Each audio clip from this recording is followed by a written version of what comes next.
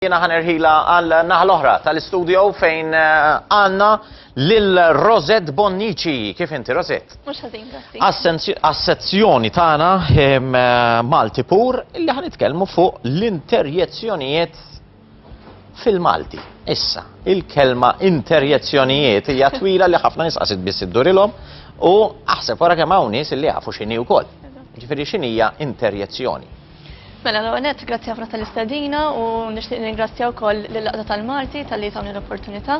Issa kif qed inti interjezzjonijiet, jekk ħatati din il-kelma u tgħid istaqsi lin-nies x'inhi, ħafna minnhom mhux se jkunu jafuha sewwa. U anke jiena diffiċli nagħtik definizzjoni waħda li tiddefinixxiha. Tgħidli għalfejn. L-għonet interjezzjonijiet hija tista' tgħid parti tad-diskors fil-Malti li forsi mhijiex daqshekk magħrufa bħal kategoriji l-oħrajn sewwa. Pereżempju aħna nafu x'huma verbi jew aġġettivi, imma interjezzjonijiet narawha wisq stramba. Issa. Pereżempju, jekk nitkellmu fuq espressjonijiet, nafu x'inhuma aħna u l-interjezzjonijiet hemm biċċa sew. Eżatti. Fil-fatt l-interjezzjonijiet jisek għandek qed taqbad parti minn kull ħaġa u hija parti interna mill-Malti wkoll.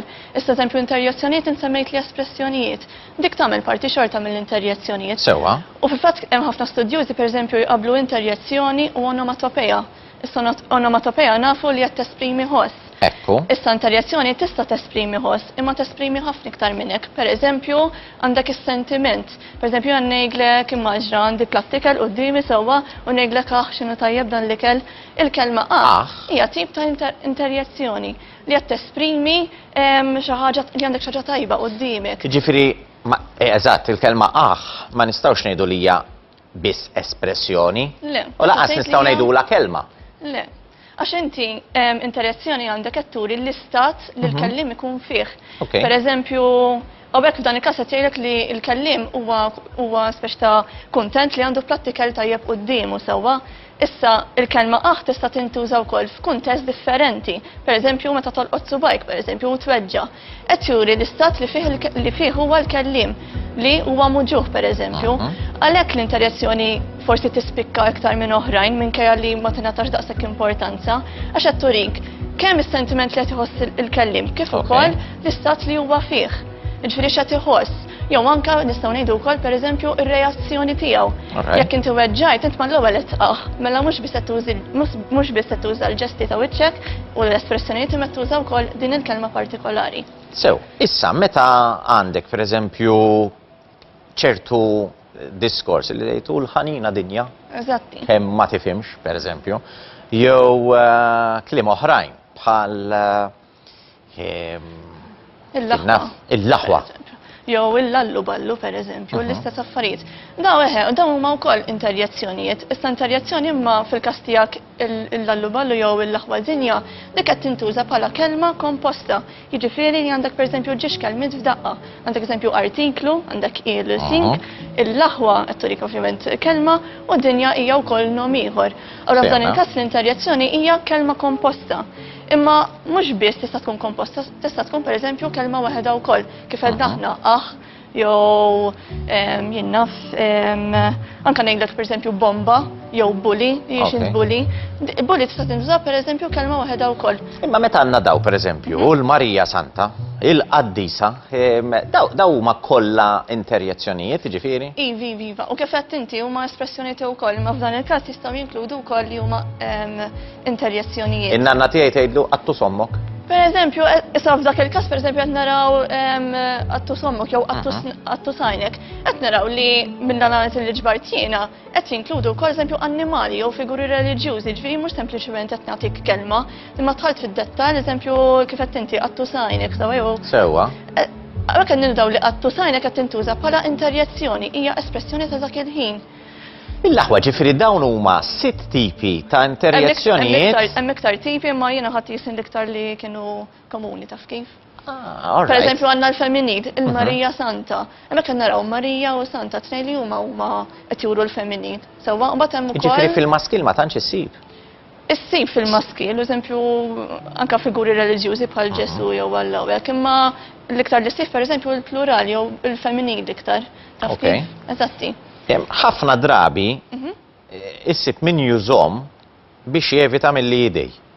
Eżatt, eżempju eufemizmi li għedna sewwa. Issa ovvjament interjezzjonijiet jistgħu jintużaw b'mod vulgari, pereżempju biex tiġi meta tajjar lil xi ħadd ta' dak il-ħin taf kif.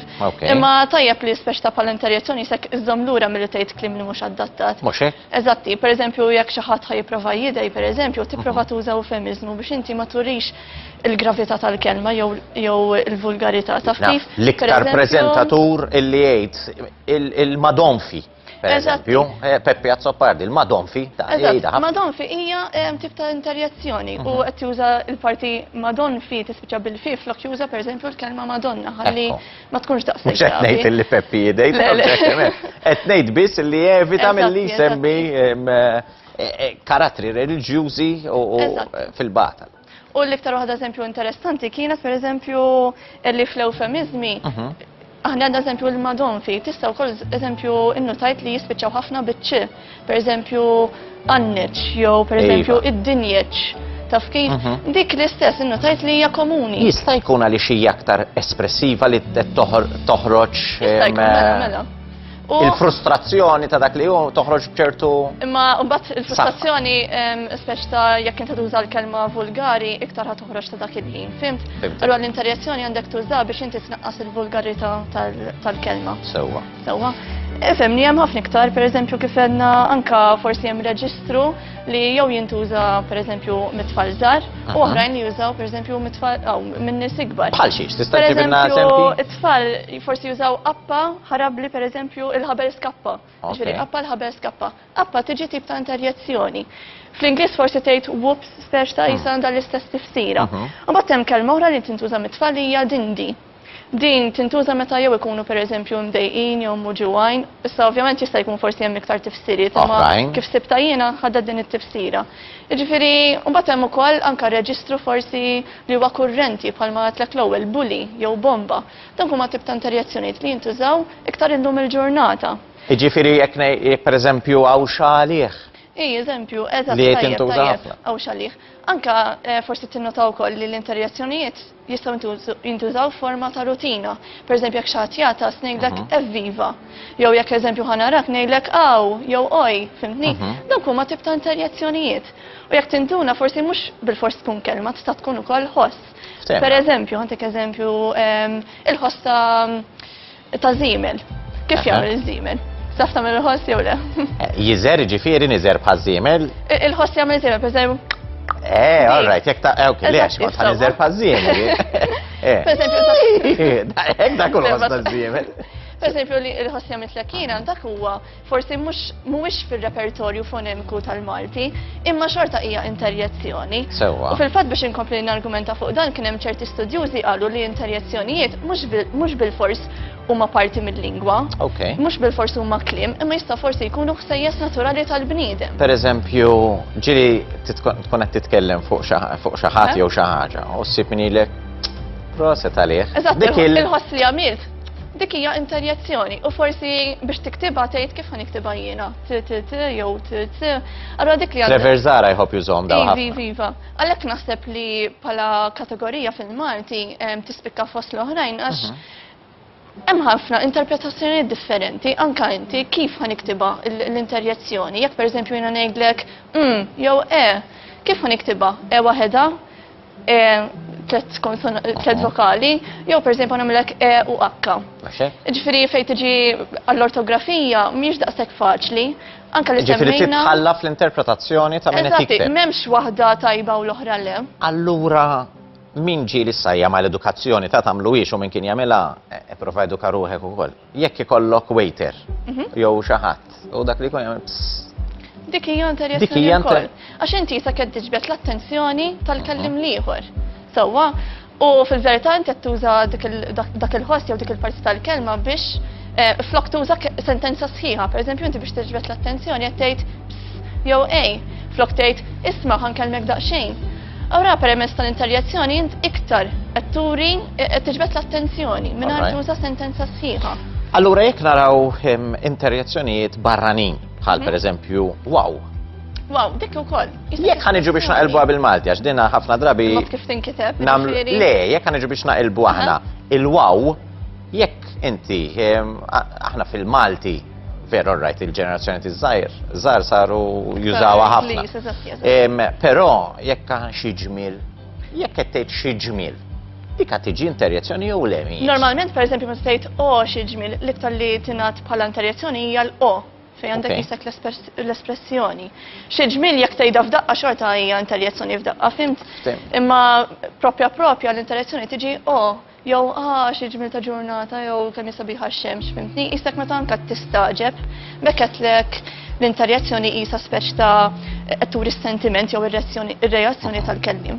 Waqt li inti qed tkellimni qed ikolli reġistru sħiħ dieħel ġew id-dnejja. Għax hekk jiġielek imbagħad tista' ta' tibda- interjezzjonijiet li Eżatti. l-problema li kull min hija hawnhekk kulħadd qed jgħaddi li suġġerimenti u alla ħares toħroġ li waħda mis-suġġerimenti li qedlek għax naqla multa papali. Mhux hekk. Papali hija interjezzjoni jew le? Skont kif tuża, pereżempju, tieni eżempju f'sentenza. Naqla multa papali. Mhux daqshekk faċli tinduna x'inhi interjezzjoni jew le, imma eżempju papali tista' tuża għax jista' qed tiżdied iktar informazzjoni Iġifieri jista' jkollok kliem illi jekk pereżempju ħaniġu fiha, ħan naqlibhom għall-espressjonijiet li nisma' hemm barra. Kurrenti, eżatt. Jekk jien naf aħna jgħaddi s-Sur Pawl ġieli konna postijiet flimkien u tisma' xi 4 nisa minn taħt l-ħin il-ġisem dak. Iva. Dik hija interjezzjoni. Ija, meta speċi eżempju l-iktar parti tal-interazzjoni hija il. Anke inti xinetta, anke wiċċek turi l-ġest, espressjoni tal-wiċċ. Mela jew anke meta jgħid ħadd jixmak sadik pereżempju. Mazza, jew pereżempju issa ġiet eżaddi xvara fiha dik. Eżatt, jisek meta tikkummenta fuq xi ħaġa hekk u qed tgħidha inti ta' blaħsib ukoll, qed tgħidha b'mod immedjat, b'mod spontanju. Dik tkun interjezzjoni wkoll. Ftemna. Imma kif qedlek hemm ħafna interpretazzjoni differenti, ġifieri jitlu ġo xulxin bħalma semmejtlek onomatopeja u l-espressjonijiet u anke l-interjezzjoni jitlu ħafna f'xulxin, fimtni? Id-diminuttiv jidħol fiha. Iva, fil-fatt għandi waħda fil-lista. Iva, mela le ħalli Per naraw. eżempju fejn għandha il-listrina jew is-santa santina, jekk qed tinnota d-diminuttiv għandek xi ħaġa jisa żgħira. Bħal meta tgħid pereżempju dar dwejra, jisa qed turi xi ħaġa żgħira. Però normalment nużaw id-diminuttiv jew jista' Motiv. għax qed niggustaw xi ħaġa. jew- Eżatti, eżatti. Per Allura eżempju, kif tgħid tintuża tfajjar. daqstant? Għax ħafna drabi Din- kif qed naraw l-interjezzjonijiet jew huma biex neskalaw u nenfasizzaw. Eżatti. Jew inkella jintużaw b'modi jew ta' rabja ħafna drabi. L-interess li ħafna drabi ta' L-iktar. rabja, frustrazzjoni. F'kas ta' diminuttiv kif qedlek anke tal-eufemizmu, jisek Iva. tnaqqas il-vulgarità tas-sitwazzjoni. F'kas ta' diminuttiv kif qed inti xi ħaġa jisek meta tiggusta xi ħadd. Pereżempju tgħid il-laħwina, jisek mhux qed turik xi ħaġa li ġat b'mod grafi, xi ħaġa li jisek qed tieħu pjaċir biha, pereżempju l-laħwina kemm hu sabiħ dar rigal jew proset, fimtni? Okay. Dak qed juri l-laħwina turi id-diminuttiv ta' li qed tintuża bħala interjezzjoni wkoll. Aha. Issa, meta niġu biex inqablu Aha. bejn interjezzjonijiet li kienu fi żminijiet Sewwa. ta' qabel. Għal dawk tal-lum hemm bidla kbira jew inkellet tara konsistenza tal. Ifimni, jiena għall-istudju tiegħi kelli naqbad nagħmel l-analiżi tiegħi permezz tal-ġabra tad-dizzjonarju ta' Aquilina u ta' Okay. Saracino Glott. U qabbilthom biex nara kemm xi qbil jew differenzi bejniethom. Issa minn din Differenzi bejn il-lista- id-għodnej kien hemm ħafna.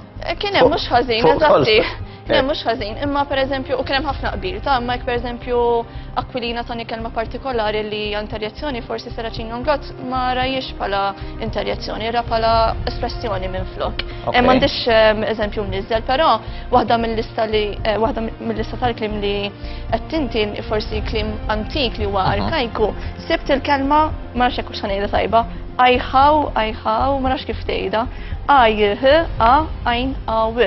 Jiena fi żmieni ħanejdlek qatt ma smajt biha. Ħana ra, għax issa qabatni Għandi kursità karta. jiena. Jadda Hawnhekk kienu.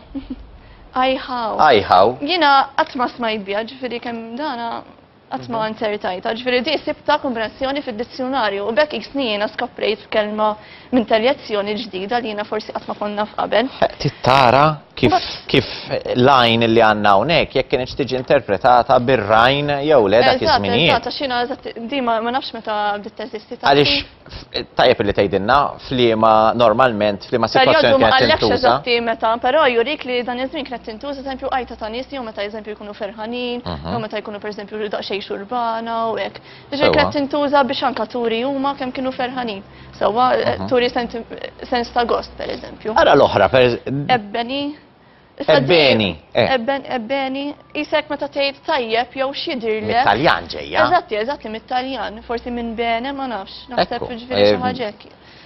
Imma għalhekk qedlek bħala kategorija l-interjezzjoni hija speċjali għax Ġifri hemm uħud minnhom illi spiċċaw bħal dawn rari tisma'. anke pereżempju bil-Franċiż u bl-Ingliż għandek il-kelma alas, alas.